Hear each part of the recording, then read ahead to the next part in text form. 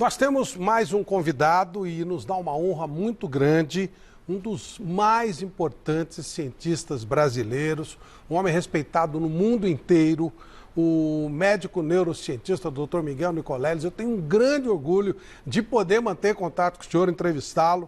O senhor é um grande palmeirense, mas acima de tudo, um grande cientista. Boa noite, ótimo recebê-lo aqui no Mesa Redonda. O que é que o senhor pensa a respeito desse tema? Obrigado por nos atender, Dr. Nicoleles.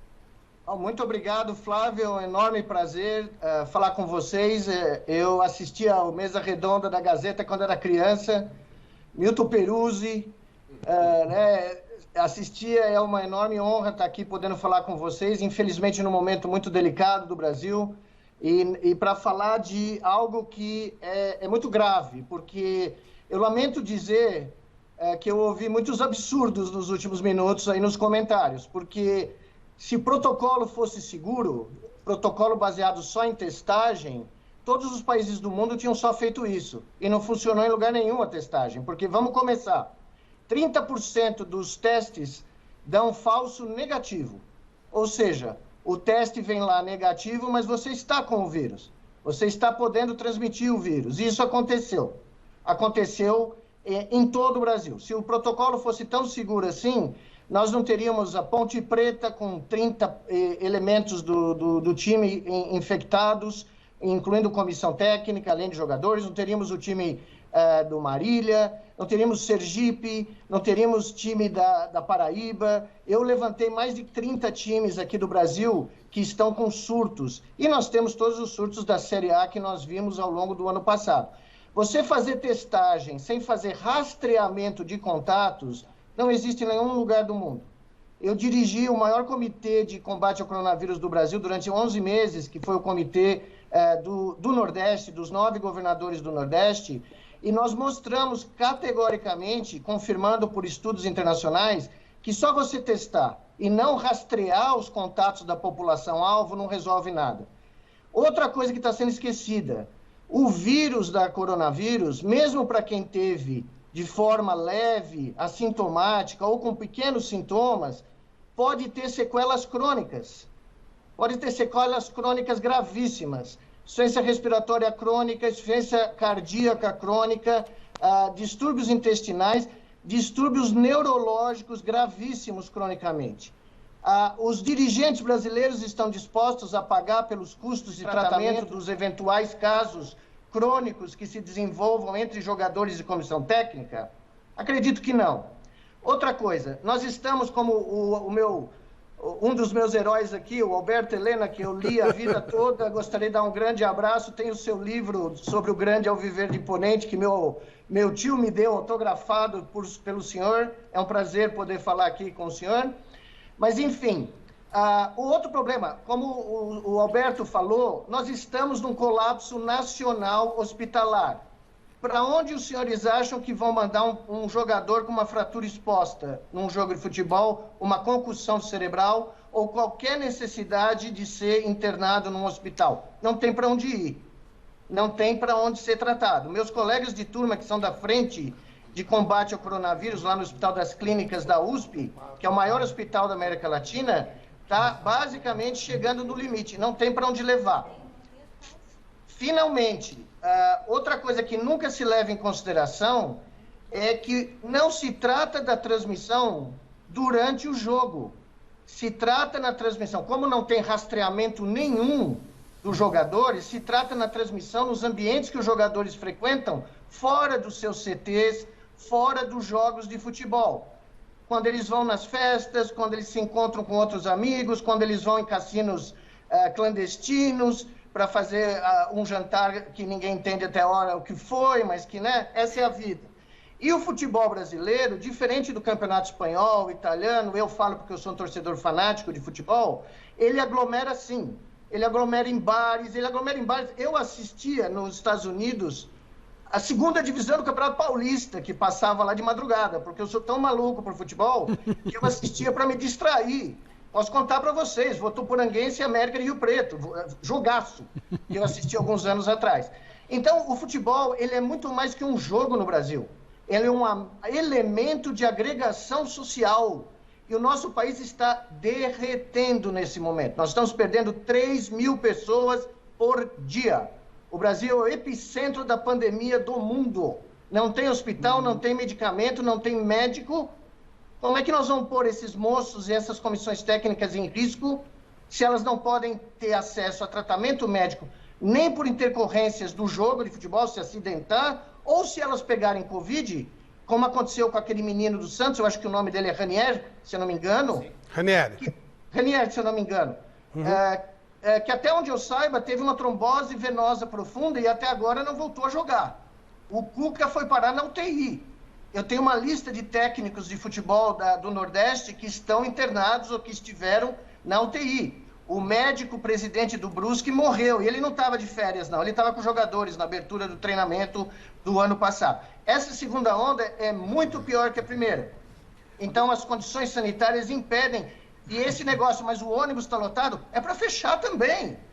É para não deixar aglomerar. O Brasil precisa de um lockdown nacional para sobreviver nesse momento. E o futebol não é a causa principal, evidentemente que não é, mas ele gera potenciais riscos que têm que ser mitigados, porque senão nós vamos ter uma tragédia ainda maior no Brasil. E essa, desculpe, é uma opinião consensual de pessoas não ligadas ao futebol. Médicos e pesquisadores que protestam até hoje em aberturas incorretas feitas na Europa, inclusive. Só que na Inglaterra, por exemplo, que é o exemplo que todo mundo trouxe, os pubs fecharam, os restaurantes fecharam com o lockdown. Então não tinha como aglomerar, nem fora do estádio, nem nos bares, o que é diferente do Brasil nesse momento. Então o futebol tem que parar. Lockdown, eu sou totalmente a favor. Lockdown, para tudo. Fazer uma pergunta para o doutor Nicoleles. Só te falar uma informação, Celso, para você ter, e confirmando aí tudo que o doutor Miguel Nicoleles fala. Aliás, uma honra o senhor participar com a gente aqui. Quando isso passar, vai ser uma honra tê-lo aqui conosco também no estúdio, já que é fã. Nossa, debatendo futebol palmeirense. Vai dar show. Palmeirense fanático, já pensou aqui com a gente? A gente higieniza tudo, viu, doutor? A gente joga álcool no ar, tudo aqui. Eu vou contar para você das brigas do Dalmo Pessoa com Milton Peruzzi há 40 anos atrás. Lembro de tudo. Muito bom. Bom, só para dizer que o mestre Alberto Helena Júnior, ele tinha falado da questão de Araraquara, e foi o seguinte, um mês após o confinamento lá em Araraquara, que durou 10 dias, o lockdown mesmo, que parou tudo, houve a redução, então, de 39% no número de mortes, quase 40% diminuiu, e 57,5% dos casos de Covid. E essa medida que durou 10 dias também aliviou a UTI, que há 13 dias não tem mais lista de espera. Então, lockdown. Vê o resultado. Lockdown, para tudo. Isso eu sou super a favor. Se você me permite, assino embaixo. E aí você vê o que está acontecendo no mundo, regredindo 6% na contaminação, e no Brasil aumenta em mais de 20%. E aí, doutor, o que eu queria conversar com o senhor é o seguinte. Vem-se uma ideia de que protocolo é vacina. E aí a gente viu o Corinthians com mais de 20 casos, esses jogadores têm contatos com outras pessoas, eles fortes e atletas, talvez não tenham gravidade, mas quanto será no contato desses jogadores, por exemplo, que tiveram a Covid, mesmo com todo o protocolo, mesmo com toda a segurança, mesmo com tudo isso? E aí passa essa ideia de que o futebol não faz parte de um contexto pandêmico. E aí a pergunta que eu faço, o protocolo foi feito um ano atrás? E quando o vírus tinha uma característica, a cepa mudou. Hoje a gente está vendo jovens sendo acometidos, pessoas com 26, 25, 28, 30 anos internadas. É um outro perfil. Esse protocolo de um ano atrás, ele ainda vale para hoje? Essa é uma excelente pergunta, porque eu já estou vendo artigos de certas variantes, como a da África do Sul. Não sei se vocês ouviram falar da variante da África do Sul, que entrou no Brasil, porque o espaço aéreo brasileiro não foi fechado, que tem uma taxa de falso negativo ainda maior nos testes usados. E a vacina que existe no Brasil, até o momento, ninguém sabe se ela neutraliza essa variante da África do Sul. Como nós estamos tendo 100 mil casos por dia, nós estamos passando um número absurdo, nós estamos dando oportunidade para esse vírus para gerar mutações em bilhões de mutações. E com essas mutações, nós vamos ter novas variantes, algumas das quais vão ser mais infecciosas e mais letais. Então, esse é o apelo que eu tenho feito. O Brasil colapsou, pessoal. Esse país, os hospitais das 5 regiões do Brasil, para os efeitos internacionais, para qualquer métrica internacional da Organização Mundial de Saúde, ele colapsou.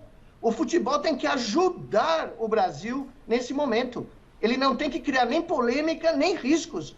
Porque quem vai pagar por uma vida, um atleta que daqui a 5 anos desenvolva uma insuficiência cardíaca e não possa mais jogar, ou Deus me livre, venha morrer? Quem vai pagar por isso? Quem vai ser responsável pela família e pelo futuro desse jovem que foi interrompido por uma sequela crônica? Eu vou dar um número para vocês que é assustador. 25% dos pacientes que ficaram em estado grave na UTI e que escaparam depois de serem entubados estão morrendo depois de 6 a 8 meses. 25%. 80% dos pacientes que estão na UTI no Brasil estão morrendo se são entubados. Isso a taxa inglesa é 50%. Nós temos um tetracampeão do mundo, o Branco, dirigente da CBF, numa UTI, entubado nesse momento, porque fez uma viagem para Pernambuco. A única maneira da gente combater essa catástrofe é fazer um lockdown e evitar fluxos de pessoas pelo país. A Copa do Brasil tem que parar imediatamente. E o Campeonato Paulista, como o Alberto falou, a federação pega o dinheiro do prêmio, divide pelos 16 caras e deixa os caras em casa assistindo televisão e pensando na vida. E se der, quando o Brasil sair dessa crise, daqui a algumas semanas, pelo menos tiver vaga de hospital para que, se alguém se machucar, poder ir, aí o futebol volta como o resto volta. E eu concordo com vocês, tem que fechar tudo. Porque senão nós vamos ter uma catástrofe bíblica no Brasil. E não sou eu que estou falando, é a Organização Mundial da Saúde que confirmou isso essa semana.